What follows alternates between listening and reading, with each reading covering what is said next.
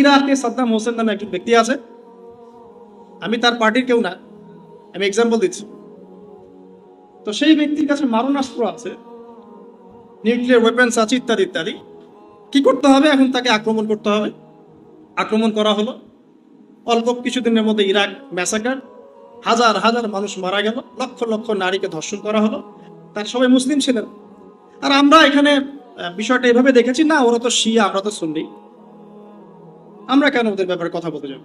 সুবহানাল্লাহ কথা, ওরা তো শিয়া, আমরা তো সুন্নি। কিন্তু যারা ওদেরকে মেরেছে ওরা এই হিসাবটা করে নাই, এই হিসাবটা আমরা করেছি। ঠিক ইয়েমেনের বাচ্চাগুলোকে যখন বোম মেরে হত্যা করা হচ্ছিল কয়েকদিন আগেই, ইভেন এখনো চলছে, আমরা বলছি না ওরা তো শিয়া। ওই বাচ্চাগুলো কি বোঝে শিয়া আর সুন্নির কি আছে? কার টাকায় অস্ত্র কিনে, কার ঘরে বন্দুক রেখে ইয়েমেনে হামলা করেছে? আর কে হামলা করেছে? কে হামলা করেছে? কখনো এই বিষয়টা নিয়ে কথা বলতে চায় না, আপনি খারাজিটা খেয়ে যাবেন। খবরদার, খবরদার। তো একটা এক্সাম্পল দিতে গিয়ে এখানে আসলাম। ইয়েমেনের বাচ্চারা বোঝে শিয়া সুন্নি কি জিনিস? ওখানে লক্ষ লক্ষ মানুষ যে খাদ্যের অভাবে মারা গেল তারা বোঝে শিয়া সুন্নি কি জিনিস? আর যারা হামলা করেছে তারা কি অমুসলিম না মুসলিম? সুবহানাল্লাহ। তো ইরাকের এই অবস্থাটা ব্যাখ্যা করছিলাম, এই আয়াতের টাটকা দলিল দিচ্ছে আপনাকে। যদি পাপাচারীরা সংবাদ নিয়ে আসে, তোমরা আগে ওটাকে যাচাই বাছাই করে দেখবে, আগে বিশ্বাস করার দরকার নাই। তারপরে লক্ষ লক্ষ মানুষকে মারার পর, ইরাককে ম্যাসাকার বানানোর পর, সভ্যতার একটা আদি সভ্যতা নিদর্শন বাগদাদ ধ্বংস করে দেওয়ার পরে, তারপরে সুন্দর করে দাঁড়িয়ে বললো যে আসলে ওখানে কোনো মারণাস্ত্র আমরা পাই নাই, আমরা ওখানে কোনো মারণাস্ত্র পাইনি, কোনো নিউক্লিয়ার ওয়েপন্স সেখানে ছিল না। এখন সারা বিশ্বটা জানে। এখন এই লক্ষ লক্ষ মানুষের কি হবে? জানমালের কি হবে? রাষ্ট্রের কি হবে? ইজ্জত সম্মানের কি হবে? বলে দিল একটা শব্দ, SORRY, সরি। আমাদের শিক্ষাটা দেখেন, প্রত্যেক মুসলিম ভাইকে রিকোয়েস্ট করবো, যে কোনো খবর এই পশ্চিমা মিডিয়াগুলো থেকে আসুক, এই যে মিডিয়াগুলো আপনারা দেখছেন, সবার আগে খবরটা যাচাই বাছাই করার চেষ্টা করুন। এমন কোনো খবরকে শুনেই বিশ্বাস করবেন না যেটা আল্লাহ রাব্বুল আলামিন বলছেন হয়তো বা এমন কিছু তোমরা করে ফেলতে পারো যেটার কারণে তোমরা পরবর্তীতে নিজেরাই অনুতপ্ত হবে যে আমরা এটা কি করলাম। এক ভাই আর এক ভাইয়ের গলায় ছুরি যাবে না। আর এখানে যদি কোনো মিডিয়া কর্মী থেকে থাকে তাদের প্রতি এই আয়াতটা একটা নসিহত, এমন কোনো খবর প্রচার করতে যায় না যেটার সাথে বাস্তবতার কোনো সম্পর্ক নাই। যদি করেন, আজকে দুনিয়াতে আপনি পার হয়ে গেলেও কাল পরকালে আপনি পার হবেন। You have to face your grave, আপনাকে আপনার কবর ফেস করতে হবে অল অ্যালন, একা একাই, কেউ আপনার সাথে যাবে না।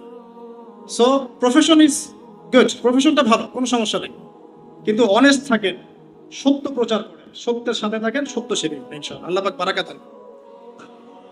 আর একটা সময় হচ্ছে আসরের নামাজের পর থেকে মাগরিব পর্যন্ত, এই সময়টুকুর মধ্যেও দোয়া করলে দোয়া কবুল হবে ইনশাআল্লাহ। তো শয়তান যে কাজটা করে, জুমার দিনে আমাদের সব দুনিয়াবি কাজগুলো দিয়ে আমাদেরকে ব্যস্ত রাখে।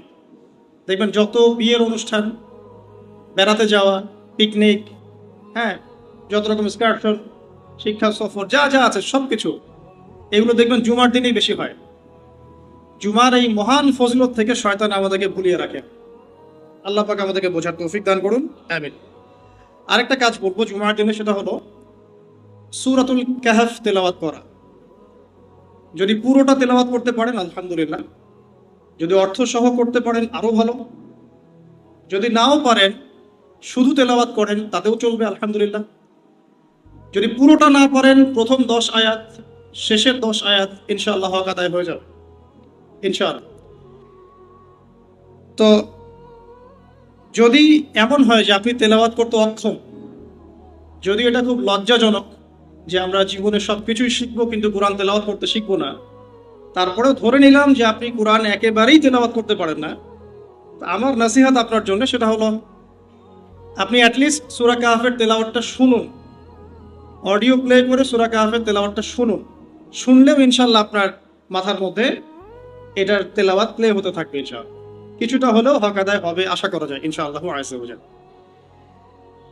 তো আজকে আমরা সূরা কাহফ নিয়ে কথা বলছি না, আজকে আমরা পবিত্র কোরআনুল কারীমের এমন একটা সূরা নিয়ে কথা বলবো ইনশাআল্লাহ তাআলা, যেই সূরাটা আমাদেরকে শিষ্টাচার শেখাবে এবং সামাজিক ইসলামিক সোসাইটি কেমন হওয়া উচিত এটা শেখাবে ইনশাআল্লাহ। তো এই সূরার নাম দেয়া হয়েছে, কোন কোন তাফসীর আমি পেয়েছি যে শিষ্টাচারের সূরা, শিষ্টাচারের সূরা বা সূরাতুল আখলাক ওয়াল আদাব, আখলাক উত্তম চরিত্র এবং আদবের সূরা। সূরাটার নাম হচ্ছে, কে বলতে পারবেন? কে বলতে পারবেন কোন সূরা? শিষ্টাচারের সূরা, সামাজিক বিষয়গুলো কোন সূরায় বর্ণিত আছে?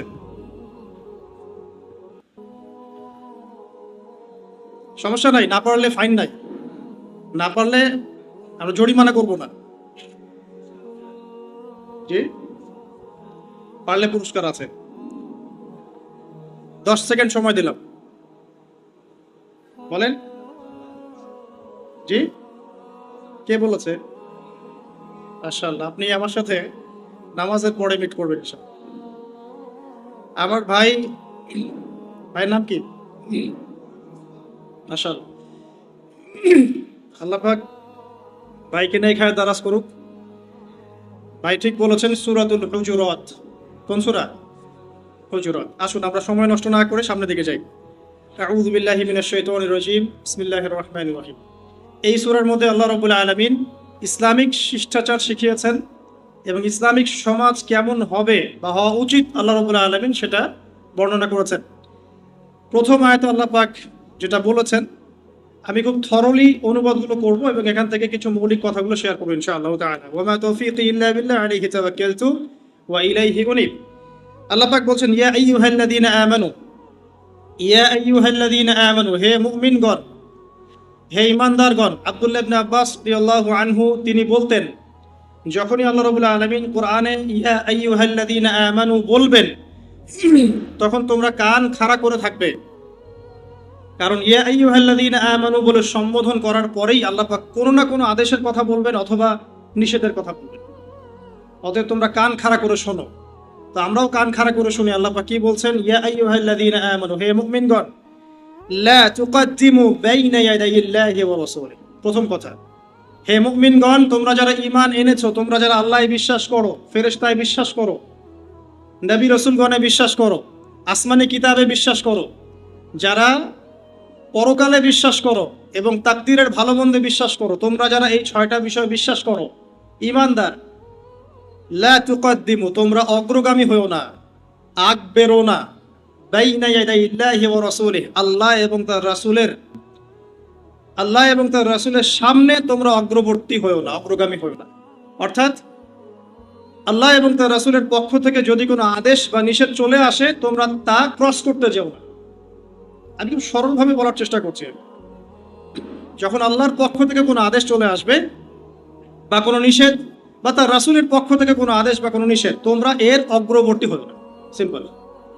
লা তুকদ্দিমু বাইনা ইয়াদাইল্লাহি ওয়া রাসূলিহি ওয়াত্তাকুল্লাহ, তোমরা আল্লাহকে ভয় করে চলো।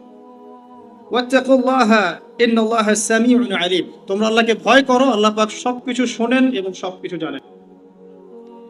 এই আয়াতে দুটো নসিহত। এক, জীবনের কোনো ক্ষেত্রেই আল্লাহ এবং তার রাসূলের সামনে যেও না। ইবাদত বন্দেগীর জীবন হোক, আল্লাহ এবং তার রাসূল যেভাবে ইবাদত করতে বলেছেন ওইটুকু করো, ওইভাবে করো, আগ বেরো না, বেশি বুঝতে যেও না। পারিবারিক জীবনে আল্লাহ এবং তার রাসূল যেভাবে চলতে বলেছেন সেভাবে চলো, বেশি বুঝতে যেও না। অন্য কোনো আদর্শ লালন করো না, অন্য কোনো আদর্শ ফলো করো না। ইকোনমিক লাইফে যাও, অর্থনৈতিক জীবনে, সেখানে আল্লাহ এবং তার রাসূল যা দিয়েছেন সেটা ফলো করো, আগ বেরো না। পলিটিক্যাল লাইফে যাও, জিওপলিটিক্যাল লাইফে যাও, আল্লাহ এবং তার রাসূল যা দিয়েছেন সেটা নিয়ে থাকো, সামনে যেও না। যদি যাও তুমি ক্ষতিগ্রস্ত হবে। ওয়াত্তাকুল্লাহ, এবং একই সাথে আল্লাহকে ভয় করে চলো, কারণ আল্লাহ রাব্বুল আলামিন সবকিছু শোনেন, সবকিছু জানেন। দ্বিতীয় আয়াতে আসেন, আল্লাহ রাব্বুল আলামিন বলেন, ইয়া আইয়ুহাল্লাযীনা আমানু, আবারও হে মুমিনগণ, লা তারফাউ আসওয়াতাকুম ফাওকা সাওতিন নবী, হে মুমিনগণ, তোমরা আল্লাহর নবী মুহাম্মদ সাল্লাল্লাহু আলাইহি ওয়াসাল্লামের যে কথা, গলার ভয়েস, কণ্ঠস্বর, এর চেয়ে কণ্ঠস্বর উঁচু করো না। একটু আগে বলা হলো সামনে যেও না, এবার আরো টেনে ধরা হচ্ছে সামনে যাওয়া তো অনেক দূরের কথা। আল্লাহ এবং তার রাসূলের কণ্ঠস্বরের চাইতে কণ্ঠস্বর উঁচুও করতে পারে, এটা করো না।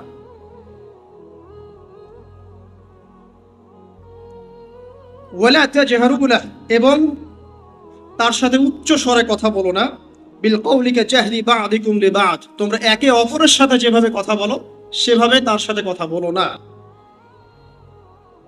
আন তাহবাতু আমালাকুম ওয়া আনতুম লা তাশউরুন, যদি এই কাজটা তোমরা করো তাহলে তোমাদের আমলনামা বিনষ্ট হয়ে যাবে, তোমরা টেরও পাবে। দ্বিতীয় আয়াতের নাউযুবিল্লাহি মিন যালিক, দ্বিতীয় আয়াতের হেদায়েতটা শুনুন। আল্লাহ পাক বলছেন, প্রথম আয়াতে বলছেন সামনে যেও না আল্লাহ এবং রাসূলের কোনো বিষয়েই। দ্বিতীয় আয়াতে আল্লাহ পাক বলছেন নবীর কণ্ঠস্বরের চাইতে কণ্ঠস্বর উঁচুও করবে না, এবং তোমরা আপোষে যেভাবে কথা বলো একে অপরের সাথে, নবীর সাথে এরকম ভয়েসে কথা বলবে না। তাহলে যে নবী সাল্লাল্লাহু আলাইহি ওয়াসাল্লামের কণ্ঠস্বরের চেয়ে কণ্ঠস্বর উঁচু করলে, বা তার সাথে আপোষে আমরা যেভাবে কথা বলি সেইভাবে কথা বললে আমলনামা বিনষ্ট হয়ে যাবে, সেই নবীর সুন্নাহ এড়িয়ে অন্য কোন আদর্শ লালন করলে কি আমলনামা টিকবে? যেখানে আল্লাহ পাক বলছেন তার কণ্ঠস্বর হচ্ছে কণ্ঠস্বর উঁচুও করবে না, সেখানে আমরা যদি নবীর সুন্নাহ বাদ দিয়ে অন্য কোনো সুন্নাহ ফলো করি, অন্য কোনো আদর্শ ফলো করি, তাহলে কি আমাদের আমলনামা আদৌ টিকবে? প্রত্যেক বিবেকবান মানুষ এটা বুঝতে সক্ষম। সামনে চলেন, আল্লাহ পাক বলছেন ইন্নাল্লাযীনা ইয়াগুদ্দুনা আসওয়াতাহুম ইনদা রাসূলিল্লাহ, আর পক্ষান্তরে যারা আল্লাহর রাসূলের সামনে নিজেদের কণ্ঠস্বরটাকে নিচু করে, মানে আল্লাহ এবং তার রাসূলের আনুগত্য করে, রাসূলের সুন্নাহ মেনে চলে, অন্য কোনো আদর্শে যায় না, ঠিক আছে, তাদের পুরস্কার কি? আল্লাহ পাক বলছেন উলাইকাল্লাযীনা ইমতাহানাল্লাহু কুলুবাহুম লিত্তাকওয়া, এরাই সেই মানুষ যাদেরকে আল্লাহ পাক পরীক্ষা করে বাছাই করেছেন যাতে আল্লাহ তাদের কলবের মধ্যে তাকওয়া ঢেলে দিতে পারে। কথা বুঝতে পারছেন? আমরা যে বলি না যে তাকওয়াই সবকিছুর মানদণ্ড, ওয়াত্তাকুল্লাহ, আল্লাহকে ভয় করো, ইন্না আকরামাকুম ইনদাল্লাহি আতকাকুম, তোমাদের মধ্যে সবচেয়ে সম্মানিত সে ব্যক্তি যে বেশি মুত্তাকি। কিন্তু আমরা একটা বিষয় বুঝতে পারি না যে তাকওয়া অর্জন করব কিভাবে। শুধু কি নামাজ পড়লেই তাকওয়া অর্জন হবে? শুধু রোজা রাখলেই হবে? শুধু হজ করলেই হবে? শুধু যাকাত দিলেই হবে? আসলে তাকওয়া কিভাবে অর্জন করব, যেটা পরকালে নাজাতের মানদণ্ড, কিভাবে অর্জন করব? এই আয়াতের সলিউশন দেয়া আছে। সেটা হলো আল্লাহ এবং তার রাসূলের, এখানে রাসূল সাল্লাল্লাহু আলাইহি ওয়াসাল্লামের গলার ভয়েসের কথা বলা হয়েছে, যে তার সামনে নিচু হয়ে থাকবে, অবনত থাকবে, মানে আত্মসমর্পণ করবে। তার গলার ভয়েসের চেয়ে উঁচু করো না, তার সুন্নতের বাইরে যেও না। এক কথায় জীবনের প্রতিটা ক্ষেত্রে কোনো ব্যক্তি যদি আল্লাহ রাসূল সাল্লাল্লাহু আলাইহি ওয়াসাল্লামের সুন্নাহর উপর থাকতে পারে, এর সামনে আত্মসমর্পণ করতে পারে, তাহলে আল্লাহ পাক ওই ব্যক্তির কলবে তাকওয়া ঢেলে দিবেন ইনশাআল্লাহ। শুধু তাই নয়, আল্লাহ পাক আরো বলছেন লাহুম মাগফিরাহ, তাদের জন্য আছে ক্ষমা, আল্লাহ পাক তার পক্ষ থেকে ক্ষমা করে দিবেন। ওয়া আজরুন আযীম, এবং ওয়া আজরুন আযীম, এবং মহান পুরস্কার। আযীম শব্দটা আমরা কিন্তু রুকুতে বলি সুবহান রাব্বিয়াল আযীম। আপনারা কয়েকদিন আগে একটা ছবি দেখেছিলেন মহাবিশ্বের, আমি বলেছিলাম একটা লেকচারে, এগুলো সব প্রথম আসমানের অন্তর্ভুক্ত। এর উপর দ্বিতীয়, তৃতীয়, চতুর্থ, পঞ্চম, ষষ্ঠ, সপ্তম আসমান আছে। 7টা আসমানের উপরে আছে কুরসি, ওয়াসিআ কুরসিয়ুহুস সামাওয়াতি ওয়াল আরদ, তার উপরে আছে মহাসাগর যার গভীরতা 500 বছরের পথ, তার উপরে আছে আরশে আযীম। আর আল্লাহ রাব্বুল আলামিন আরশের উপরে মহান আরশ বহন করে নিয়ে আসবেন কিয়ামতের মাঠে 8 জন ফেরেশতা, মাত্র 8 জন। তো সুবহান রাব্বিয়াল আযীম, পবিত্র আমার রব যিনি মহান। মহান কথাটা, আযীম কথাটা কত বিশাল অর্থে আসতে পারে কোরআনে, এখানে বুঝতে পারছেন। আল্লাহ পাক এখানে বলছেন যে তাদের জন্য যারা রাসূলের সামনে কণ্ঠস্বর নিচু করে, মানে তার আনুগত্য করে, তার সামনে আত্মসমর্পণ করে, তার সুন্নাহ মেনে চলে, তাদের জন্য মাগফিরাহ আছে, ক্ষমা, এবং আজরুন আযীম, মহান পুরস্কার আছে। কোন পুরস্কার? যা কোনো চোখ দেখে নাই, কোনো কানও শোনে নাই, কোনো মন কল্পনা করতে পারেনি। আল্লাহ পাক আমাদের সবাইকে নসিব করুন, আমিন। তাফসীরে এসেছে যে রাসূল সাল্লাল্লাহু আলাইহি ওয়াসাল্লামের সামনে একবার আবু বকর এবং ওমর রাদিয়াল্লাহু আনহুমা তারা ছিলেন। একটা বিষয়ে মাশওয়ারা হচ্ছে, তো আবু বকর সিদ্দিক রাদিয়াল্লাহু আনহু বলছেন যে বনু তামিম গোত্রের কাকা আল তামিমি তাকে আমির নিযুক্ত করা হোক। আর ওমর রাদিয়াল্লাহু আনহু আরেকজন সাহাবীর নাম বলছেন। এই নিয়ে উভয়ের মাঝখানে একটু কথা কাটাকাটি হলো। আর এক পর্যায়ে তাদের গলার ভয়েসটা একটু উঁচু হয়ে গেল, সামান্য একটু উঁচু, যেমনটা আমাদের হয়। তখন এই আয়াতগুলো নাজিল হয়। এরপর থেকে ওমর রাদিয়াল্লাহু আনহু এত নিচু স্বরে নবীর সামনে কথা বলতেন যে নবী সাল্লাল্লাহু আলাইহি ওয়াসাল্লামকে আরেকবার জিজ্ঞাসা করতে হতো কি বললাম। আরেকজন সাহাবী সম্পর্কে এমনই একটা বর্ণনা এসেছে, সেই সাহাবী ঘরের মধ্যে বেশ কয়েকদিন থেকে অবস্থান করছেন, বাইরে আসেন না। অন্য সাহাবীরা জিজ্ঞাসা করছেন কেন, তিনি বলছেন যে আমি একবার নবী সাল্লাল্লাহু আলাইহি ওয়াসাল্লামের সামনে উঁচু স্বরে কথা বলেছিলাম, হয়তোবা আয়াতটা আমার জন্যই নাজিল হয়েছে, আল্লাহ আমার সব আমল বিনষ্ট করে দিয়েছেন, হয়তোবা আমি জাহান্নামী হয়ে গেছে, আমি কোন মুখ নিয়ে বাইরে যাব। তখন নবী সাল্লাল্লাহু আলাইহি ওয়াসাল্লাম বললেন তাকে ডেকে নিয়ে আসো। ওই সাহাবীকে ডেকে আনা হলো। নবীজি বললেন সে জাহান্নামী নয়, বরং সে জান্নাতি। এরপর ইয়ামামার যুদ্ধে এই সাহাবী শহীদ হন। সুবহানাল্লাহ। চতুর্থ আয়াতে আল্লাহ পাক বলছেন, প্রথম তিনটা আয়াত আমরা বুঝতে পেরেছি আলহামদুলিল্লাহ। চতুর্থ আয়াতে আল্লাহ পাক বলছেন যে আল্লাহ পাক বলছেন ইন্নাল্লাযীনা ইউনাদুনাকা মিন ওয়ারাইল হুজুরাত ইন্নাল্লাযীনা ইউনাদুনাকা মিন ওয়ারাইল হুজুরাত আকসারুহুম লা ইয়াকিলুন। 4 নম্বর আয়াতে আল্লাহ পাক বলছেন প্রথম 3 আয়াতের পরে, নিশ্চয়ই যারা হে নবী মুহাম্মদ সাল্লাল্লাহু আলাইহি ওয়াসাল্লাম তোমাকে হুজুরাতের পিছন দিক থেকে ডেকেছে, মানে নবী সাল্লাল্লাহু আলাইহি ওয়াসাল্লামের ছোট ছোট হুজরা ছিল, কক্ষ ছিল, এরকম 9টা কক্ষে তার 9 জন স্ত্রী থাকতেন মসজিদে নববীর ঠিক পাশে। তো একদল বেদুইন মানে আরবের গ্রাম্য কিছু মানুষ, তারা একবার দুপুর বেলা এসেছিল নবী সাল্লাল্লাহু আলাইহি ওয়াসাল্লামের কাছে।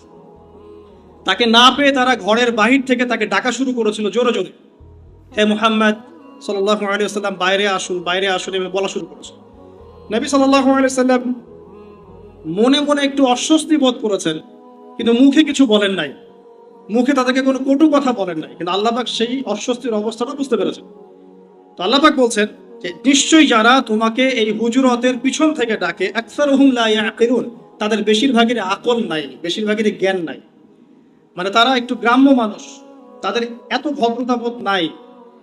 ওয়ালাউ আন্নাহুম সাবারু হাত্তা তাখরুজা ইলাইহিম লাকানা খায়রুল লাহুম, যদি তোমার বের হওয়া পর্যন্ত তারা অপেক্ষা করত, তুমি নিজে বের হয়ে আসবে এই পর্যন্ত তারা অপেক্ষা করত, তাহলে এটা তাদের জন্য বেশি ভালো হতো। আল্লাহ পাক এইভাবেই বললেন। তারপরে বলছেন যে লাহুম খায়রুল লাহুম আল্লাহু গফুর রহিম, আল্লাহ পাক পরম করুণাময় অসীম দয়ালু। এখানে এই দুইটা আয়াতের মধ্যে একটা নাসিহা আছে। একদল মানুষ যারা কিছুটা আকলহীন ছিল, তারা নবী সাল্লাল্লাহু আলাইহি ওয়াসাল্লামকে এইভাবে ডাকা শুরু করল। নবীর মনের কষ্ট আল্লাহ বুঝতে পারলেন, আয়াত নাজিল করে দিলেন। নবী সাল্লাল্লাহু আলাইহি ওয়াসাল্লাম নিজের মুখে কিছু বলেন নাই। এখন আল্লাহ পাক বলছেন যদি তারা সবর করত এবং তোমার বের হয়ে আসা পর্যন্ত অপেক্ষা করত, এটা তাদের জন্য বেশি ভালো। এখানে খেয়াল করে দেখেন যে যে মানুষগুলো এই কাজটা করেছিল তারা কিছুটা আকলহীন এবং কিছুটা জাহেল প্রকৃতির। আল্লাহ রাব্বুল আলামিন তাদেরকে শাসালেন না, মানে অজ্ঞদেরকে শিক্ষা দেওয়ার একটা পদ্ধতি আল্লাহ পাক শিখাচ্ছেন এখানে। তাদের বেশিরভাগের আকল নাই, আল্লাহ পাক মাফ করে দিয়েছেন, কারণ তারা বুঝতে পারে নাই। ঠিক এরকম একটা আয়াত সূরা ফুরকানের মধ্যেও আছে রহমানের বান্দাদের সম্পর্কে, যে ওয়াইদা খাতাবাহুমুল জাহিলুনা ক্বালু সালামা। রহমানের বান্দা তারাই, তাদের একটা বৈশিষ্ট্য হচ্ছে যখন তারা জাহেলদের সাথে মোলাকাত করে বা জাহেলরা তর্ক করতে আসে, তারা বলে সালাম, তোমাদের সাথে আমরা তর্ক করতে চাই না, সালামুন আলাইকুম, তোমাদের উপর শান্তি বর্ষিত। এখানে আমরা একটা ইসলামিক সোসাইটির নাসিহা পাচ্ছি, শিষ্টাচার পাচ্ছি। একটা কথা আমি বলতে ভুলে গিয়েছিলাম এর আগে, সেটা হলো নবী সাল্লাল্লাহু আলাইহি ওয়াসাল্লামের সামনে গলার ভয়েস উঁচু করা যেমন অপরাধ, ঠিক তেমনি যেই মজলিসগুলোতে নবী সাল্লাল্লাহু আলাইহি ওয়াসাল্লামের হাদিস এবং সুন্নাহ নিয়ে আলোচনা হবে, সেখানেও গলার ভয়েস উঁচু করাটা অপরাধ। একই সাথে নবী সাল্লাল্লাহু আলাইহি ওয়াসাল্লামের কথাগুলো যে আলেম ওলামারা সমাজে প্রচার করেন, তাদের ক্ষেত্রে কথা বলার সময় আদব রক্ষা করাটা আমাদের কর্তব্য। এটা প্রত্যেকটা বিষয় রিলেটেড এখানে। আর এখন যে দুটো আয়াত বললাম, এর আয়াতের আলোকে ইবনে আব্বাস রাদিয়াল্লাহু আনহু তিনি বলছেন যে কোনো সময় এমন হতো যে আমি কোনো সাহাবীর কাছে গিয়েছি হাদিস শেখার জন্যে, তার বাসার সামনে গিয়ে আমি দাঁড়িয়ে থাকতাম। তারপর তারা যখন বাসা থেকে বের হতো আমাকে জিজ্ঞাসা করতো যে তুমি বাসায় নক করলেই তো হতো, বাসায় একটু নক করলেই তো হতো, তাহলে তো আমরা বের হয়ে তোমাকে হাদিস শেখাতে পারতাম, বলতে পারতাম। তখন আব্দুল্লাহ ইবনে আব্বাস রাদিয়াল্লাহু আনহু তিনি বলতেন যে এই আয়াতটা আমাকে বাধা দেয়, যে একটা নবী মুহাম্মদ সাল্লাল্লাহু আলাইহি ওয়াসাল্লাম সম্পর্কে নাজিল হয়েছে, আর যেহেতু আলেমগণ নবীদের উত্তরাধিকারী ওয়ারিস, এই জন্য কোনো আলেমের কাছে গিয়ে জ্ঞান শেখার জন্য আমি অপেক্ষা করতে পছন্দ করি যতক্ষণ না সে বের হয়ে আসে। আর আমাদের সোসাইটির মধ্যে দেখবেন যে আলেম ওলামার উপর মানুষের আচরণ কেমন। কোনো কোনো ক্ষেত্রে দেখা যায় এমন যে একজন ইমাম, একজন খতিবকে মসজিদ কমিটির কাছে জিম্মি হয়ে থাকতে হচ্ছে। কখনো এমন হয় না? কখনো দেখা যায় একটা মাদ্রাসার পরিচালনা কমিটির কাছে একজন মাদ্রাসার প্রিন্সিপালকে জিম্মি হয়ে থাকতে হচ্ছে। আর এখানে আল্লাহ পাক কি শিক্ষা দিচ্ছেন যে নবী সাল্লাল্লাহু আলাইহি ওয়াসাল্লামের বাসার পিছন থেকে তাকে উচ্চস্বরে ডাকাটাকে তিনি অপছন্দ করছেন, এবং সাহাবায়ে কেরাম আমল করে দেখাচ্ছেন এইভাবে তারা আলেমদের বাসার সামনে গিয়ে দাঁড়িয়ে থাকতেন যতক্ষণ না তারা বের হয়। এই তাজিম না থাকলে দিনের জ্ঞান অর্জন করা যায় না। আসলে ভক্তি, শ্রদ্ধা বোধ, তাজিম এগুলো না থাকলে দিনের জ্ঞান অর্জন করা যায় না। আল্লাহ পাক আমাদেরকে তৌফিক এনায়েত করুন। এরপরে খুব ইম্পর্টেন্ট কিছু আয়াত আসবে, এগুলোর দিকে আমি বেশি ফোকাস করতে বলছি। আল্লাহ পাক বলছেন 6 নম্বর আয়াতে, ইয়া আইয়ুহাল্লাযীনা আমানু, হে মুমিনগণ। এই জায়গা থেকে খুব ভালো করে শোনেন, মূল সূরার ফেসটা এখান থেকে শুরু হচ্ছে। ইয়া আইয়ুহাল্লাযীনা আমানু, হে মুমিনগণ। সবাইকে বলা হচ্ছে হে মুমিনগণ। ইন জাআকুম ফাসিকুম বিনাবাইন ফাতাবায়ানু, তোমাদের কাছে যদি কোনো ফাসিক বা পাপাচারী কোনো সংবাদ নিয়ে আসে, যে কোনো খবর, হে মুমিনগণ তোমাদের কাছে যদি কোনো ফাসিক বা পাপাচারী ব্যক্তি কোনো সংবাদ নিয়ে আসে, যে কোনো খবর নিয়ে আসে, ফাতাবায়ানু, সেটা আগে ভালো করে তদন্ত করে পরীক্ষা করে দেখো। আগে বিশ্বাস করো না এবং আগে কোনো ইনিশিয়েটিভ নিও না, ওই তথ্যের উপর ভিত্তি করে কোনো কাজ করে বসো না। আগে তোমরা খবরটাকে যাচাই বাছাই করে দেখো। কেন? আন তুসিবু কওমান বিজাহালা ফাতুসবিহু আলা মা ফাআলতুম নাদিম। হতে পারে ওই খবরটা বিশ্বাস করে নেওয়ার ফলে অজ্ঞতা বশত তোমরা এমন কিছু করে বসবে যার ফলশ্রুতিতে তোমরা পরবর্তীতে নিজেরাই অনুতপ্ত হবে। কথা কি বুঝতে পারছেন ভাই? আচ্ছা, এক্সাম্পল দেই তাহলে বুঝতে সুবিধা হবে। ইরাকে সাদ্দাম হোসেন নামে একজন ব্যক্তি আছে, আমি তার পার্টির কেউ না, আমি এক্সাম্পল দিচ্ছি। তো সেই ব্যক্তির কাছে মারণাস্ত্র আছে, নিউক্লিয়ার ওয়েপন্স আছে, ইত্যাদি ইত্যাদি। কি করতে হবে? এখন তাকে আক্রমণ করতে হবে। আক্রমণ করা হলো, অল্প কিছুদিনের মধ্যে ইরাক ম্যাসাকার, হাজার হাজার মানুষ মারা গেল, লক্ষ লক্ষ নারীকে ধর্ষণ করা হলো। তার সবাই মুসলিম ছিলেন। আর আমরা এখানে বিষয়টা এভাবে দেখেছি, না ওরা তো শিয়া, আমরা তো সুন্নি, আমরা কেন ওদের ব্যাপারে কথা বলতে যাবো? বুঝতে পারেন না কথা? ওরা তো শিয়া, আমরা তো সুন্নি। কিন্তু যারা ওদেরকে মেরেছে ওরা এই হিসাবটা করে নাই, এই হিসাবটা আমরা করেছি। ঠিক ইয়েমেনের বাচ্চাগুলোকে যখন বোম মেরে হত্যা করা হচ্ছিল কয়েকদিন আগেই, ইভেন এখনো চলছে, আমরা বলছি না ওরা তো শিয়া। ওই বাচ্চাগুলো কি বোঝে শিয়া আর সুন্নির কি আছে? কার টাকায় অস্ত্র কিনে, কার ঘাড়ে বন্দুক রেখে ইয়েমেনে হামলা করেছে? আর কে হামলা করেছে? কে হামলা করেছে? কখনো এই বিষয়টা নিয়ে কথা বলতে চান না, আপনি খারাজিটা খেয়ে যাবেন। খবরদার, খবরদার। তো একটা এক্সাম্পল দিতে গিয়ে এখানে আসলাম। ইয়েমেনের বাচ্চারা বোঝে শিয়া সুন্নি কি জিনিস? ওখানে লক্ষ লক্ষ মানুষ খাদ্যের অভাবে মারা গেল, তারা বোঝে শিয়া সুন্নি কি জিনিস? আর যারা হামলা করেছে তারা কি অমুসলিম না মুসলিম? সুবহানাল্লাহ। তো ইরাকের এই অবস্থাটা ব্যাখ্যা করছিলাম, এই আয়াতের টাটকা ধ্বনি দিচ্ছে আপনাকে। যদি পাপাচারীরা সংবাদ নিয়ে আসে, তোমরা আগে ওটাকে যাচাই বাছাই করে দেখবে, আগে বিশ্বাস করার দরকার নাই। তারপরে লক্ষ লক্ষ মানুষকে মারার পর, ইরাককে ম্যাসাকার বানানোর পর, সভ্যতার একটা আদি সভ্যতা নিদর্শন বাগদাদ ধ্বংস করে দেওয়ার পরে, তারপরে সুন্দর করে দাঁড়িয়ে বললো যে আসলে ওখানে কোনো মারণাস্ত্র আমরা পাই নাই, আমরা ওখানে কোনো মারণাস্ত্র পাইনি, কোনো নিউক্লিয়ার ওয়েপন্স সেখানে ছিল না। এখন সারা বিশ্বটা জানে। এখন এই লক্ষ লক্ষ মানুষের কি হবে? জানমালের কি হবে? রাষ্ট্রের কি হবে? ইজ্জত সম্মানের কি হবে? বলে দিন একটা শব্দ, SORRY, সরি। আমাদের শিক্ষাটা দেখেন, প্রত্যেক মুসলিম ভাইকে রিকোয়েস্ট করবো, যে কোনো খবর এই পশ্চিমা মিডিয়াগুলো থেকে আসুক, এই যে মিডিয়াগুলো আপনারা দেখছেন, সবার আগে খবরটা যাচাই বাছাই করার চেষ্টা করুন।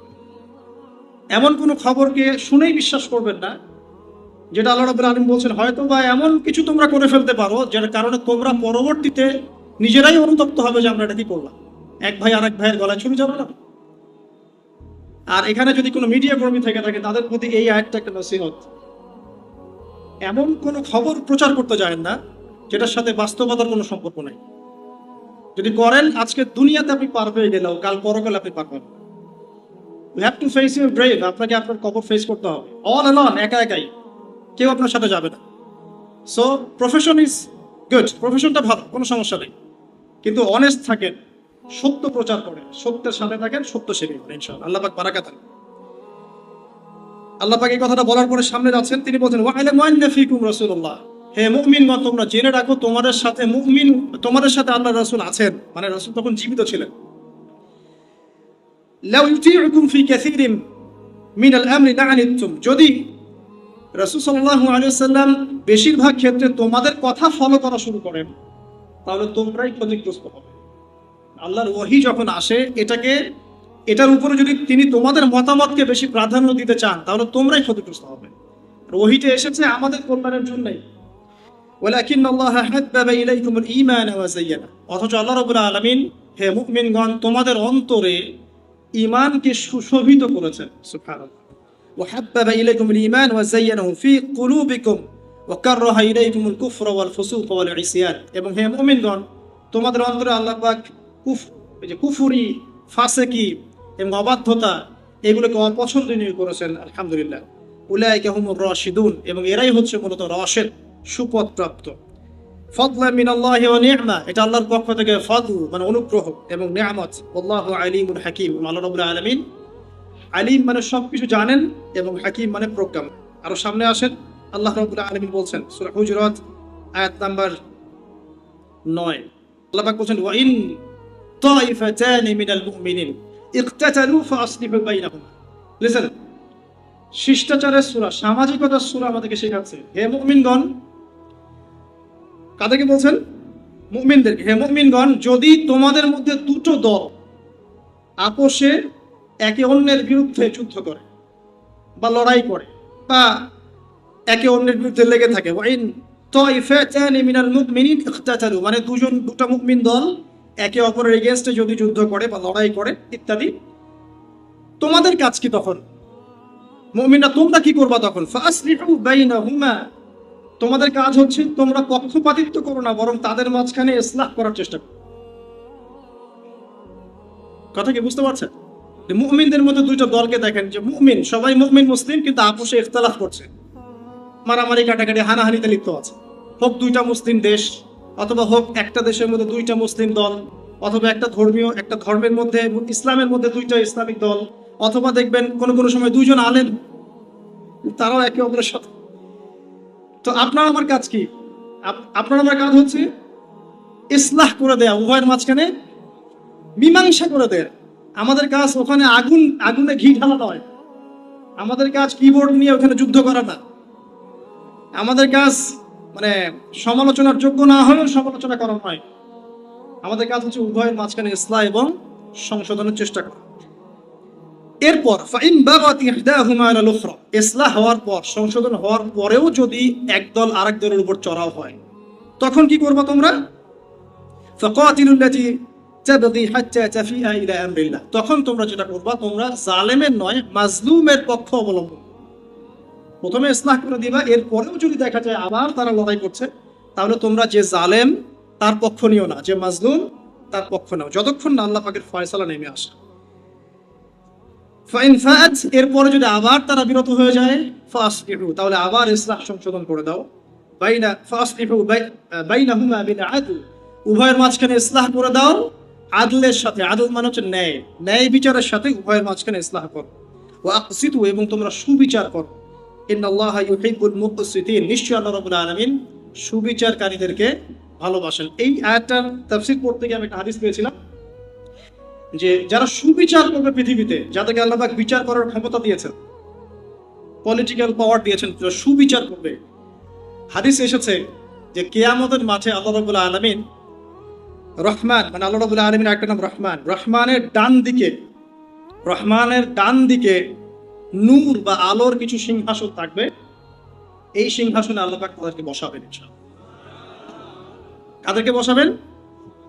যারা সুবিচার করবে, যাদেরকে আল্লাহ পাক বিচার করার ক্ষমতা দিয়েছেন যে কোনো সেক্টরে, তারা যদি সুবিচার করে, যে ন্যায় বিচার করে আল্লাহকে সন্তুষ্ট করার জন্য, আল্লাহ রাব্বুল আলামিন কিয়ামতের মাঠে তাদেরকে নূরের মিম্বর দান করবেন আল্লাহ পাকের ডান দিকে, একদম ডান দিকে।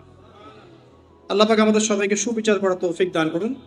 কেন মুমিনদের মাঝখানে ইসলাহ করতে হবে তার পরের আয়াতেই এর ব্যাখ্যা দেয়া আছে। আল্লাহ পাক বলছেন ইন্নামাল মুমিনুনা ইখওয়া, তোমরা মুমিনদের মাঝখানে সুবিচার কেন করবে? কারণ মুমিনরা তো পরস্পর ভাই ভাই। ইন্নামাল মুমিনুনা ইখওয়া, মুমিন যারা, যারা ঈমান এনেছে, নামাজ পড়ে, রোজা রাখে, যাকাত দেয়, আল্লাহ বিশ্বাস করে, নবীকে বিশ্বাস করে, কোরআন মানে, সবাই মুমিন, সবাই মুসলিম। এখানে দলাদলি ভাগাভাগির কোনো অবকাশ নাই। ইখতিলাফ থাকতে পারে ফিকহি বিষয়, ফিকহি মাসালায় ইখতিলাফ থাকতে পারে, কিন্তু দিন শেষে আমরা সবাই একটা কমিউনিটি, ওয়ান উম্মাহ, আমরা সবাই মুসলিম। যারা মুসলিম উম্মার ওয়ান উম্মাহ কনসেপ্ট থেকে মুসলিমদেরকে সরিয়ে দিতে চায় এবং বিভিন্ন দল এবং সাম্প্রদায়িকতা ক্রিয়েট করতে চায়, সামাজিকভাবে এদেরকে বয়কট করবে, একদম সোশ্যালি এদেরকে বয়কট। মুসলিম উম্মার মধ্যে হাজারটা ইখতিলাফ থাকতে পারে, হাজারটা মতবিরোধ থাকতে পারে, তারপরেও দিন শেষে আমরা সবাই মুসলিম। যারা মুসলিম উম্মার মাঝে সাম্প্রদায়িকতা সৃষ্টি করতে চাবে এদেরকে মার্ক করবেন এবং প্রত্যেকটা জায়গা থেকে বয়কট করবেন, আদারওয়াইজ আপনি উম্মার কল্যাণ করতে পারবেন না। কিছু কথা আমি স্ট্রেট ফরওয়ার্ড বলছি, আল্লাহ পাক আমাদেরকে আমল করার তৌফিক দান করুন। ইন্নামাল মুমিনুনা ইখওয়া, নিশ্চয়ই মুমিনরা ইখওয়া, পরস্পর ভাই ভাই, পরস্পর ভাই ভাই। ফাসলিহু বাইনা আখাওয়াইকুম, তোমরা তোমাদের ভাইদের মধ্যে ইসলাহ করো, সংশোধন করো। ওয়াত্তাকুল্লাহ, তোমরা আল্লাহকে ভয় করো। লাআল্লাকুম তুরহামুন, যাতে করে তোমাদের প্রতি রহম করা হয়। আল্লাহ রাব্বুল আলামিন সামনে গিয়ে আরো বলছেন ইয়া আইয়ুহাল্লাযীনা আমানু, আবারো হে মুমিনগণ, লা ইয়াসখার কওমুম মিন কওমিন আসা আন ইয়াকুনু খায়রাম মিনহুম। আল্লাহ পাক বলছেন কোন কওম, একটা সম্প্রদায় যেন আরেকটা সম্প্রদায়কে নিন্দা তিরস্কার না করে, আন্ডারএস্টিমেট না করে। একজন ব্যক্তি আরেকজন ব্যক্তিকে বা একটা কওম আরেকটা কওমকে কখনো যেন আন্ডারএস্টিমেট না করে, তুচ্ছ তাচ্ছিল্য না করে। কারণ হতে পারে যাকে তুচ্ছ করা হচ্ছে সেই ব্যক্তি আল্লাহর কাছে বেশি কবুলিয়াত পেয়েছে, সে হয়তো তোমার চেয়ে উত্তম, তুমি জানো। এই রোগটা আমাদের সমাজে নাই? আমরা সবাই জান্নাতের সার্টিফিকেট পেয়ে গেছি এমন মনে হয় না? সবাই মনে করে যে আমি হকপন্থী, সবাই বাতিল, এমন একটা ভাব নিয়ে চলি না আমরা অনেকে চলি। আল্লাহ পাক তাদের জন্য একটা আয়াত নাযিল করেছেন, ফালা তুযাক্কু আনফুসাকুম, সূরা নাজমে আল্লাহ পাক বলেছেন বেশি বেশি আত্মপ্রশংসা করো না, বেশি বেশি আত্মপ্রশংসা করো না, নিজেকে নিয়ে গর্ব করো না। ওয়া হুয়া আ'লামু বিমান ইত্তাকা, আল্লাহই ভালো জানেন কে প্রকৃতপক্ষে মুত্তাকি। আপনি যাকে আন্ডারএস্টিমেট করছেন, যার সম্মান ধুয়ে ফেলছেন, ব্যক্তিগত আক্রমণ করছেন, পারিবারিক জীবনে আক্রমণ করছেন, খুঁজে খুঁজে খুঁজে ভুল ধরার চেষ্টা করছেন যাতে যাদের সামনে লাঞ্ছিত করা যায়, হীন উদ্দেশ্য সফল হয়, আল্লাহ রাব্বুল আলামিন সব দেখছেন। আল্লাহ পাক এমন করবেন একসময় ইনশাআল্লাহ, যার পিছনে আপনি লেগেছেন তাকে আল্লাহ পাক বড় বানিয়ে দিবেন আর আপনাকে ঘরের মধ্যে অপমান করবেন ইনশাআল্লাহ। এটা হাদিসে এসেছে, যখন কোনো মানুষের গোপন দোষ ত্রুটি অনুসন্ধান করার চেষ্টা করে, আল্লাহ রাব্বুল আলামিন সে যদি ঘরের মধ্যে লুকিয়েও থাকে ওইখানে তাকে অপমান করে ছেড়ে দিবেন ইনশাআল্লাহ। এটা আল্লাহ পাকের ফয়সালা, এর বহু নজির আমাদের সামনে আছে। আল্লাহ পাক আরো বলছেন আসা আন ইয়াকুনু খায়রাম মিনহুম ওয়ালা নিসাউম মিন নিসা আসা আন ইয়াকুননা খায়রাম মিনহুন্না, কোন মহিলাও যেন অন্য কোন মহিলার ব্যাপারে এমন না করে, বা কোন একদল মহিলা আরেকদল মহিলার ব্যাপারে যেন এমন না করে, আন্ডারএস্টিমেট না করে, তুচ্ছ তাচ্ছিল্য না করে। হতে পারে যার তুচ্ছ তাচ্ছিল্য করা হচ্ছে, যাকে তুচ্ছ তাচ্ছিল্য করা হচ্ছে, সেই মহিলার দল বা সেই মহিলা আল্লাহর কাছে এদের চাইতে বেশি ভালো উঁচু মাকাম প্রাপ্ত। আল্লাহ পাক আমাদেরকে বোঝার তৌফিক দান করুন, আমিন। আল্লাহ আরো বলছেন ওয়ালা তালবিসু আনফুসাকুম, তোমরা একে অপরকে তিরস্কার করো না। ওয়ালা তালবিসু আনফুসাকুম, বা একে অপরকে দোষারোপ করো না। ওয়ালা তানাবাজু বিল আলকাব, এবং একে অপরকে মন্দ নিকৃষ্ট নামে ডেকো না, মন্দ নিকৃষ্ট নামে সম্বোধন করো না। বিসাল ইসমুল ফুসুকু বা'দাল ঈমান, ঈমান আনার পরে এটা অত্যন্ত জঘন্য একটা ফাসিকি কাজ। কোনটা? একজন আরেকজনের দোষ খুঁজে বের করবে এবং একজন আরেকজনকে মন্দ নামে ডাকবে। ওয়ামান লাম ইয়াতুব ফাউলাইকা হুমুজ যালিমুন, যারা এখান থেকে তওবা করে ফিরে আসছে না, নিঃসন্দেহে এটা একটা জালেম, জুলুমের অন্তর্ভুক্ত। ফাউলাইকা হুমুজ যালিমুন, এরা জালেমদের অন্তর্ভুক্ত। এই আয়াত থেকে শিখলাম যে একজন মুসলিম ব্যক্তি যেন আরেকজন মুসলিম ব্যক্তিকে আন্ডারএস্টিমেট না করে, একটা মুসলিম কওম আরেকটা মুসলিম কওমকে যেন আন্ডারএস্টিমেট না করে। একজন মহিলা যেন আরেকজন মহিলাকে তুচ্ছ তাচ্ছিল্য না করে, এক শ্রেণীর মহিলা আরেক শ্রেণীর মহিলাকে যেন তুচ্ছ তাচ্ছিল্য না করে। তোমরা একে অপরকে মন্দ নামে ডাকবে না, একে অপরকে বিদ্রুপ করবে না। যদি করো তাহলে এটা একটা ফাসেকি হবে। আর এখান থেকে যারা তওবা করবে না, আল্লাহ পাক বলছেন এরা হচ্ছে জালেম। এরপরে আল্লাহ রাব্বুল আলামিন বলছেন যে ইয়া আইয়ুহাল্লাযীনা আমানু, আবারও হে মুমিনগণ, ইজতানিবু কাসীরাম মিনাজ যন, আরো ডেঞ্জারাস নসিহত, যেটাতে আমাদের মধ্যে 100%, অলমোস্ট 100% মানুষ এখানে জড়িত। ইজতানিবু কাসীরাম মিনাজ যন, তোমরা বেশি থেকে বেশি ধারণা এবং অনুমান করা থেকে বিরত থাকো। বেশি বেশি ধারণা এবং অনুমান করা থেকে বিরত থাকো, বেঁচে থাকো। কারণ ইন্না বা'দাজ যন্নি ইসম, কারণ এমন অনেক ধারণা আছে যেগুলো আসলে পাপ, এগুলোর কোনো অস্তিত্ব নাই। অযথাই আপনি নিজের মনে এগুলো চিন্তা করছেন, সে হয়তো এমন না, আবার অমুক হয়তো তেমন, এখানে হয়তো এটা আছে, ওখানে হয়তো ওটা আছে। আপনি অযথাই অনুমান করছেন, এই অনুমানগুলোর সাথে বাস্তবতার কোনো সম্পর্ক নাই। আল্লাহ পাক আরো বলছেন ওয়ালা তাজাসসু, তোমরা জাসুসি করো না। এখানে জাসুসি বলতে বোঝানো হচ্ছে যে ইচ্ছা করে অন্যের দোষ খুঁজে বের করো না। এখানে জাসুসি বলতে বোঝানো হচ্ছে ইচ্ছা করে কোনো ব্যক্তির দোষ খুঁজে খুঁজে বের করার চেষ্টা করো। এমনি প্রত্যেক মানুষের মধ্যেই দোষ থাকে, দেখাই যায় স্পষ্ট। তুমি এক্সট্রা খুঁজে খুঁজে বের করতে যেও না। ওয়ালা তাজাসসু, তোমরা জাসুসি করতে যেও না। এখানে রাষ্ট্রীয় জাসুসি বোঝানো হচ্ছে না। একটা ইসলামিক স্টেটের নিরাপত্তার স্বার্থে তদন্ত গোয়েন্দা সংস্থার কাজ করার সম্পূর্ণ এখতিয়ার আছে, কোরআন সুন্নাহ সমর্থিত কাজ এটা। এখানে এটা বোঝানো হচ্ছে না। একটা রাষ্ট্রের নিরাপত্তা, অভ্যন্তরীণ নিরাপত্তা, বহির্বিশ্বের সাথে কানেকশন, সবকিছুর স্বার্থে গোয়েন্দা সংস্থাদের কাজ করার সম্পূর্ণ অধিকার আছে, এটা এই আয়াতে বোঝানো হচ্ছে না। এখানে বোঝানো হচ্ছে একে অপরের দোষগুলা ইচ্ছা করে খুঁজতে যাওয়া, বরং রাষ্ট্রীয় স্বার্থে সেই কাজগুলো করার নেকির কাজ। এতে করে জনসাধারণের নিরাপত্তা নিশ্চিত হয়। তবে সেখানে খেয়াল রাখতে হবে যে তদন্ত যেন সঠিক হয়, অনুমান ভিত্তিক, ধারণা ভিত্তিক না হয়, যাতে কেউ আবার জুলুমের শিকার না হয়, এটা খেয়াল রাখতে হবে। কিন্তু এই কাজটা ঠিক আছে এবং এটা জরুরি কাজ। আর এখানে বোঝানো হচ্ছে তোমরা যে দোষগুলো দেখা যায় এর বাইরে অতিরিক্ত দোষ খুঁজতে যাও না মানুষের। আপনার মধ্যে হয়তো এমন কিছু দোষ আছে যেটা আমি জানি না, এটা জানার জন্য ওত পেতে থাকার দরকার নেই, এটা তাজাসসুস বলা হয়। তোমরা এভাবে জাসুসি করো না। আরো কি করো না, ওয়ালা ইয়াগতাব বা'দুকুম বা'দ, এক ভাই আরেক ভাইয়ের গীবত করো না। গীবত আপনারা জানেন, নবীজিকে বলা হয়েছে কি গীবত? তিনি বলেছেন তোমার ভাই সম্পর্কে এমন কথা বলা যা তার অনুপস্থিতিতে বললে সে যখন শুনবে সে কষ্ট পাবে। সাহাবীরা বললেন যদি তার মধ্যে সেই দোষ থেকে থাকে তাহলে? নবীজি বললেন যদি তার মধ্যে সেই দোষ থাকে তাহলেই তো তুমি তার গীবত করলে, আর যদি তার মধ্যে সেই দোষ না থাকে তাহলে তুমি তো তাকে অপবাদ দিলে। তো অলমোস্ট এভরিবডি আমরা এখন এই রোগে আক্রান্ত। আল্লাহ পাক আমাদেরকে এই রোগ থেকে হেফাজত করুন। এই রোগের একটা সুফল পাবে যার গীবত করা হচ্ছে সেই ব্যক্তি। কিরকম? ধরেন আপনার গীবত করেছে অনেক মানুষ এবং আপনার কাছে ক্ষমাও চায়নি, যার যোগ্য আপনি ছিলেন না। এখন কিয়ামতের মাঠে উঠে দেখবেন যে অনেক নেকি অটোমেটিকলি আপনার আমলনামায় যুক্ত হচ্ছে। কিভাবে? যে এই মানুষগুলো আপনার গীবত করেছিল, আপনি তার যোগ্য ছিলেন না, আপনার উপর জুলুমটা হয়েছে। আল্লাহ পাক সেদিন আপনাকে নেকি দিবেন, ওদের আমলনামা থেকে নিয়ে আপনাকে দিবেন। এই জন্য পার্সোনালি আমাকে গীবত করলে আমি খুব খুশি হই যে আলহামদুলিল্লাহ কিছু নেকি পাওয়া যাবে ইনশাল্লাহ, কারণ এই বিষয়টার সাথে আমি জড়িত না। মাশাআল্লাহ। তো আল্লাহ পাক আমাদেরকে গীবতের মহামারী থেকে বেঁচে থাকার তৌফিক দান করুন। আল্লাহ পাক বলছেন যে তোমরা কি একে আইয়ুহিব্বু আহাদুকুম আন ইয়াকুলা লাহমা আখিহি মাইতান ফাকারিহতুমুহ, তোমরা কি তোমাদের মৃত ভাইয়ের গোশত ভক্ষণ করতে পছন্দ করবে? ফাকারিহতুমুহ, তোমরা তো এটাকে অপছন্দ করো। অতএব গীবতকে আল্লাহ পাক এখানে মৃত ভাইয়ের গোশত খাওয়ার সাথে তুলনা করেছেন।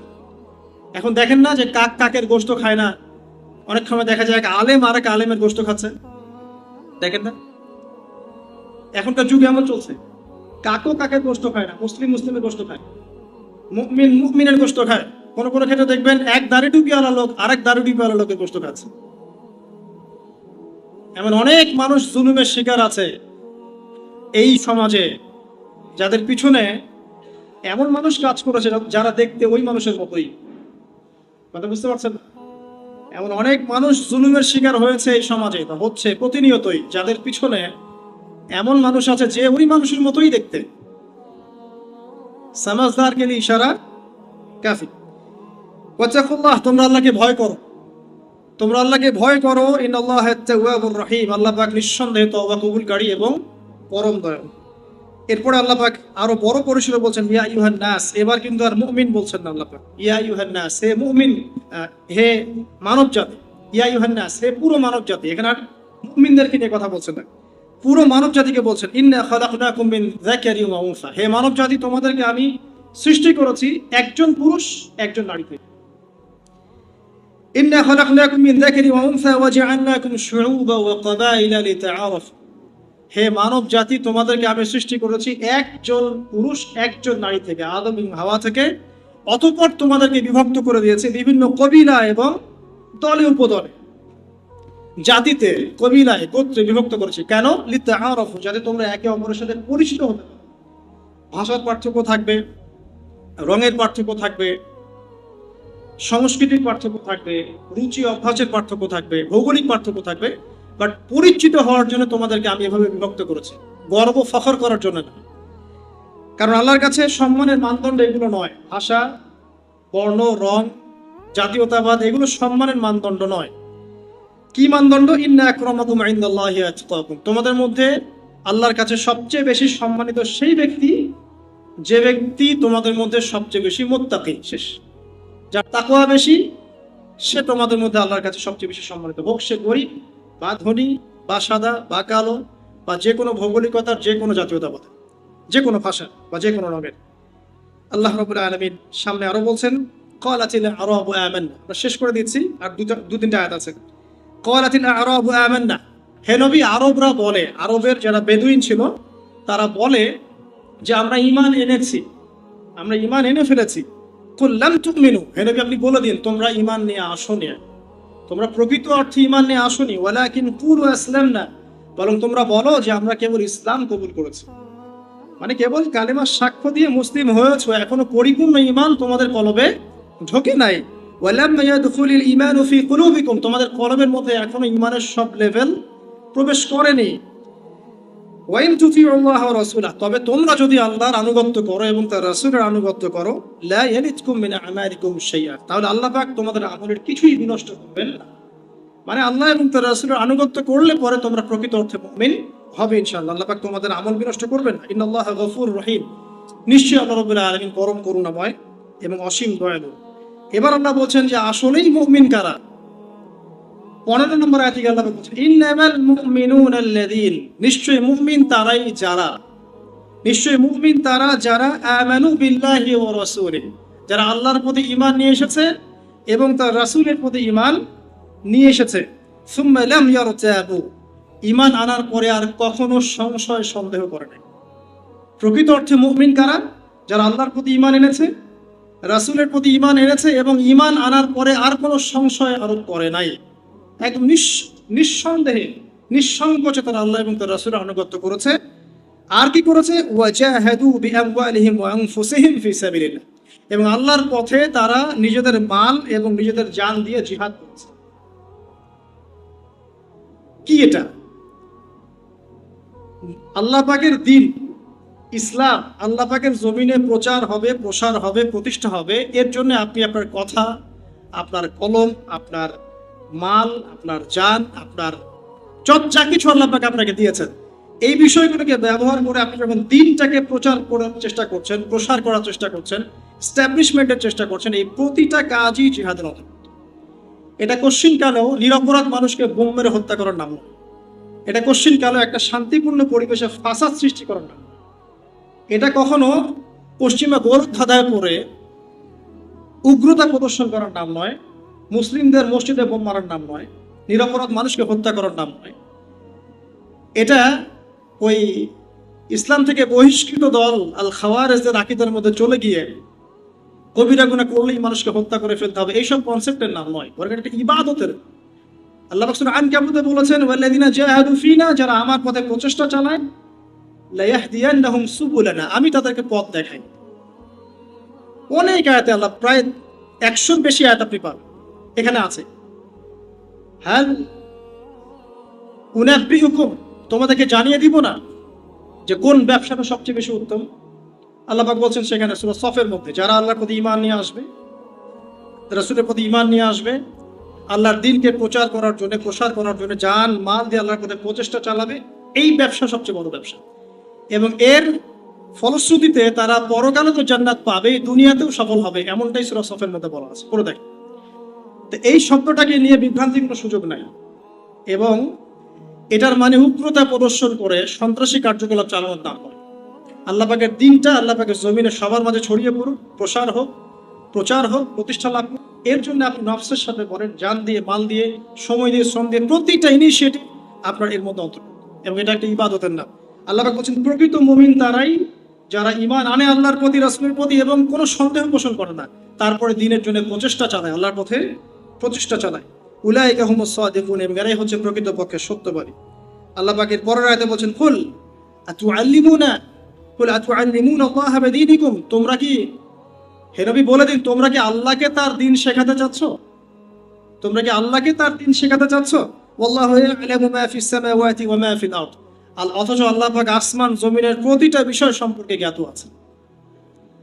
সেই সত্তাকে কি তোমরা দিন শেখাতে চাচ্ছ, যে সত্তা আসমান জমিনের প্রত্যেকটা বিষয় সম্পর্কে অবগত? আল্লাহু বিকুল্লি শাইইন আলিম, আল্লাহ পাক প্রত্যেকটা বিষয় সম্পর্কে জ্ঞানী। শেষের দুটো আয়াত আল্লাহ পাক বলছেন ইয়ামুন্নুনা আলাইক, এক শ্রেণীর মুসলিমের চরিত্র আল্লাহ পাক এখানে উন্মোচন করছেন। ইয়ামুন্নুনা আলাইকা আন আসলিমু, কিছু মানুষ ইসলাম কবুল করেছে বলে তোমার সামনে এমন একটা ভাব প্রকাশ করে যে তোমার প্রতি অনেক ইহসান করে ফেলেছে। ইয়ামুন্নুনা আলাইকা আন আসলিমু, তোমরা কি ইসলাম কবুল করে করুণা করেছো নাকি আল্লাহ? কুল লা তামুন্নু আলাইয়া ইসলামাকুম, আল্লাহ পাক বলছেন তোমাদের ইসলাম কবুলে আল্লাহ পাকের কোনো করুণা নাই, আল্লাহ পাকের কোনো কিছু জানছে না। তোমরা কি ইসলাম কবুল করেছো মনে করেছো তোমরা আল্লাহকে ঋণ দিয়ে ফেলেছো, আল্লাহ পাকে ইহসান করে ফেলেছো? তোমাদের ইসলাম কবুল আল্লাহর কিছু যায় আসে না। বালিল্লাহু ইয়ামুন্নু আলাইকুম আন হাদাকুম লিল ঈমান, বরং আল্লাহ পাকই তোমাদের উপরে ইহসান করেছেন, করুণা করেছেন, যে আল্লাহ পাক তোমাদেরকে ইসলাম কবুলের তৌফিক দিয়েছেন। ইন কুনতুম সাদিকিন, যদি তোমরা সত্যবাদী হয়ে থাকো তাহলে বিশ্বাস করো এই বিষয়টা।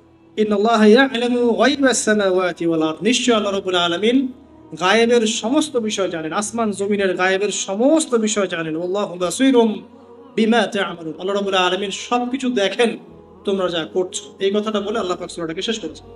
এই সূরা হচ্ছে সূরা হুজুরাত, যার সংক্ষিপ্ত এক্সপ্লেনেশন আমরা শুনলাম, যদিও একটা সংক্ষিপ্ত খুতবায় এত কিছু আলোচনা করা সম্ভব হয় না। তো আমরা এই সূরার মধ্যে থেকে যে মূল পয়েন্টস গুলো শিখতে পারলাম সেটা এক বাক্যে বলে, এক নজরে বলে শেষ করছি। প্রথম থেকে যদি আসেন, যে প্রথমত এটা সামাজিক সূরা, শিষ্টাচার শেখাবে, আদব শেখাবে, ভদ্রতা শেখাবে, এবং ইসলামিক সমাজ ব্যবস্থার কাঠামোটা শেখাবে। প্রথমত জীবনের কোনো ক্ষেত্রেই আমাদের উচিত হবে না আল্লাহ এবং তার রাসূলের সামনে যাওয়া, যেখানে আল্লাহ এবং তার রাসূলের বিধান চলে আসবে, ফুল স্টপ, আত্মসমর্পণ, এর নাম ইসলাম। এরপর আল্লাহ পাক বলেছেন কি, কণ্ঠস্বরকে উঁচু করো না, মানে নবী সাল্লাল্লাহু আলাইহি ওয়াসাল্লামের কণ্ঠস্বরের উপর কণ্ঠস্বর উঁচু করো না, এটা দিয়ে আল্লাহ বুঝাচ্ছেন যে জীবনের কোনো ক্ষেত্রেই তার সুন্নতের এগেনস্টে যেও না, এবং আল্লাহকে ভয় করো। যদি তোমরা নবীর কণ্ঠস্বরের উপরে কণ্ঠস্বর উঁচু করো, তার সুন্নাহকে বাদ দিয়ে অন্য কোনো সুন্নাহ ফলো করো, তাহলে তোমাদের সব আমল বিনষ্ট হয়ে যাবে, তোমরা টেরও পাবে না। এরপর আল্লাহ পাক বলছেন যারা কণ্ঠস্বরকে নিচু করে, মানে আনুগত্য প্রদর্শন করে, সুন্নাহ মেনে চলে, নিজের মন গড়া আদর্শে চলে না, আল্লাহ পাক এই মানুষগুলোর কলবের মধ্যে আল্লাহর পক্ষ থেকে তাকওয়া ঢেলে দিবেন, যেই তাকওয়া কিন্তু আল্লাহর কাছে সম্মানের একমাত্র মানদণ্ড। আর তাদের জন্য থাকবে ক্ষমা এবং মহান পুরস্কার। এরপর আল্লাহ পাক বলছেন বেদুইনরা যদি ঘরের পিছন থেকে না ডেকে সবর করতো ভালো হতো।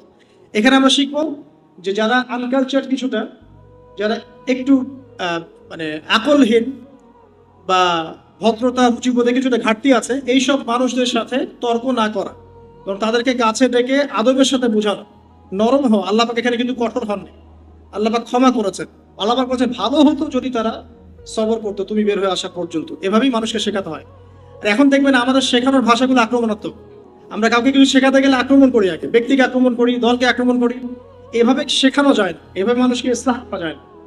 মানুষকে ইসলাহ সংশোধন করতে হলে নরম হতে হয়, তার ভুলটাকে প্রাইভেটলি ডেকে শুধরে দিতে হয়। আর আমরা এখন মানুষের মানে ভুল নিয়ে সোশ্যাল মিডিয়া মাতিয়ে ফেলতে পারলে বাঁচিয়ে, আমরা মনে করি এর দ্বারা আমরা অনেক উম্মার কল্যাণ করছি। আদতে আমরা গোনা কামাই করছি এবং আল্লাহ রাব্বুল আলামিনের কাছে ওই ব্যক্তির মর্যাদা আরো বাড়িয়ে দিচ্ছি। আল্লাহ পাক আমাদেরকে রাসূল সাল্লাল্লাহু আলাইহি ওয়াসাল্লামের মতো শিক্ষক হওয়ার তৌফিক দান করুন, আমিন। এরপর আল্লাহ পাক বলেছেন, যদি কোনো ফাসিক সংবাদ নিয়ে আসে অবশ্যই সংবাদটাকে যাচাই করবে, যাচাই না করে কোনো পদক্ষেপ নিবে না। আমি একটা এক্সাম্পল দিয়েছিলাম যে একটা সংবাদের কারণে সারা একটা পুরো দেশ ম্যাসাকার হয়ে গেছে, পরে বলেছে ওই দেশের মধ্যে কিছুই ছিল না। তো এই ধরনের ভ্রান্ত কথার মধ্যে আমরা কখনো ইনভলভ হবো না, বরং যে কোনো তথ্যই আসুক না কেন, স্পেশালি এমন সব মিডিয়া থেকে যে মিডিয়াগুলো মিথ্যা বলাতে পটু, এইসব মিডিয়া থেকে খবর আসলে যাচাই বাছাই ছাড়া বিশ্বাস করতে যাবে না। আল্লাহ পাক বোঝার তৌফিক দান করুন। এরপর আল্লাহ পাক বলেছেন যে যদি মুমিনদের দুটো দল পরস্পর মতবিরোধে লিপ্ত হয় তাহলে তোমাদের কাজ হচ্ছে ইসলাহ সংশোধন করতে, তোমরা কোনো পক্ষপাতিত্ব অবলম্বন করো না। এরপর ইসলাহ করার পরে যদি দেখা যায় এক দল আরেক দলের উপর চড়াও হয়েছে, তাহলে তোমরা মাজলুমের পক্ষ নিবে, জালেমের পক্ষ নিবে না। তারপর আবার ইসলাহ করে দিবে, কারণ আল্লাহ রাব্বুল আলামিন ইসলাহকারীদেরকে ভালোবাসেন। কেন ইসলাহ করবে? কারণ মুমিনরা ইন্নামাল মুমিনুনা ইখওয়া, মুমিনরা পরস্পর ভাই ভাই, আমরা সবাই মুসলিম, আমরা সবাই একটা উম্মার অন্তর্ভুক্ত, আমরা একে অপরের শত্রু নই, আমরা সবাই পরস্পর ভাই ভাই। এবং তোমরা মুমিনদের মধ্যে ইসলাহ এবং সংশোধন করো, এতে করে আল্লাহ পাক তোমাদের প্রতি রহম করবে। এরপর আল্লাহ পাক বলেছেন যে কোনো মুসলিম কওম যেন অন্য মুসলিম কওমকে আন্ডার এস্টিমেট না করে, কোনো ব্যক্তি যেন অন্য মুসলিম ব্যক্তিকে আন্ডার এস্টিমেট না করে। একজন মহিলা আরেকজন মহিলাকে বা একদল মহিলা আরেক দল মহিলাকে যেন তুচ্ছ তাচ্ছিল্য না করে। হতে পারে যার সমালোচনা করা হচ্ছে, যাকে তুচ্ছ তাচ্ছিল্য করা হচ্ছে, সেই ব্যক্তি আল্লাহর কাছে ওই ব্যক্তির চেয়ে উত্তম যে সমালোচনা করছে। এরপর তোমরা একে অপরের দোষ অনুসন্ধান করবে না এবং তোমরা পরস্পরকে মন্দ নামে ডাকবে না। যদি ডাকো এটা হচ্ছে একটা ফাসিকি কাজ, যদি তওবা না করো তাহলে তুমি জালেম হয়ে যাও। তারপরে আল্লাহ পাক বলছেন ইজতানিবু কাসীরাম মিনাজ যন, বেশি বেশি ধারণা করা থাকে দূরে থাকো, ধারণার বশবর্তী হয়ে কাজ করো না। ইন্না যন্না লা ইউগনি মিনাল হাক্কি শাইআ, কারণ যন্না মানে যেটা ধারণা, এটার সাথে সত্যের কোনো সম্পর্ক নাই, ধারণা সত্যকে পরাজিত করতে পারে না। তো তোমরা বেশি বেশি ধারণা করবে না, বরং ওই যে খবর যাচাই বাছাই করার মধ্য দিয়ে ডিসিশন নেবে। আর জাসুসি করো না, একজনের দোষ অনুসন্ধান করার চেষ্টা করো না, আল্লাহ পাক তাহলে ঘরের মধ্যে অপমানিত করে দিবেন। আর একজন আরেকজনের গীবত করতে যেও না, তোমরা তো পছন্দ করবে না যে তোমরা এক মৃত ভাইয়ের গোশত খাবে, তোমরা তো এটা অপছন্দ করো। আল্লাহ পাক তওবা কবুলকারী, পরম দয়ালু, আল্লাহ পাক এগুলো থেকে তওবা করার আদেশ দিচ্ছেন যে হে মানব জাতি, পুরো মানব জাতি, তোমাদের মধ্যে অনেক পার্থক্য থাকবে ভাষা, রঙের ইত্যাদির। আমি তোমাদেরকে একজন পুরুষ একজন নারী থেকে সৃষ্টি করেছি এবং বিভিন্ন কবিলা দলে উপদলে বিভক্ত করে দিয়েছি, যাতে করে লিতাআরাফু, তোমরা একে অপরের সাথে পরিচিত হতে পারো, গর্ব ফখর করার জন্য নয়। ইন্না আক্রামাকুম ইনদাল্লাহি আতকাকুম, তবে তোমাদের মধ্যে আল্লাহর কাছে সবচেয়ে বেশি সম্মানিত সেই ব্যক্তি যে সবচেয়ে বেশি মুত্তাকি। আল্লাহর কাছে তাকওয়াই হচ্ছে সম্মানের একমাত্র মানদণ্ড। এরপর আল্লাহ পাক গিয়ে বলেছেন যে আরবরা বলে বেড়াচ্ছে যে তারা ঈমান এনেছে, আল্লাহ পাক বলছেন বলো যে তোমরা কেবল ইসলাম কবুল করেছো। ঈমান কখন আসবে? যখন তোমরা আল্লাহ এবং তার রাসূলকে পরিপূর্ণভাবে অনুসরণ করবে এবং কোনো সন্দেহ পোষণ করবে না এবং তার দ্বীনের প্রচার প্রসারের জন্য আল্লাহর পথে প্রচেষ্টা চালাবে। এই প্রচেষ্টা চালানোটাকে আল্লাহ পাক জিহাদ বলেছেন। এখানে জিহাদ কোনো সন্ত্রাসবাদের নাম নয়, কোনো জঙ্গিবাদের নাম নয় এবং কোনো রকম চরমপন্থার নাম নয়, দ্বীনের মেহনতের নাম, দ্বীনকে প্রচার প্রসার প্রতিষ্ঠা করার নাম। হতে পারে সেটা মাল দিয়ে, হতে পারে অর্থ দিয়ে, সম্পদ দিয়ে, হতে পারে নফসের সাথে কথা দিয়ে বা কলম দিয়ে, সবকিছু অন্তর্ভুক্ত। আল্লাহ পাক এটা বোঝার তৌফিক দেন। হ্যাঁ, এর চূড়ান্ত লেভেল আছে। যদি দেখা যায় যে কুফাররা সব ঐক্যবদ্ধ হয়ে মুসলিমদের উপর আক্রমণ করেছে সামরিক, তখন প্রত্যেক মুসলিম তাদের আন্ডারে যারা যারা আছে, সেই সরকার, সেই প্রশাসন, তারা তখন কি করবে? তাদেরকে ডিফেন্ড করবে না? যদি কোনো মুসলিম কান্ট্রির উপরে দেখা যায় বাইরে থেকে কোনো কুফাররা সরাসরি আক্রমণ করেছে, তখন মুসলিমরা প্রয়োজনে তখন ওই ডিফেন্ডও করবে, ওটাও তার অন্তর্ভুক্ত। তবে শুধু এটাই নয়, এবং চরমপন্থা সন্ত্রাসবাদ জিহাদের অন্তর্ভুক্ত নয়।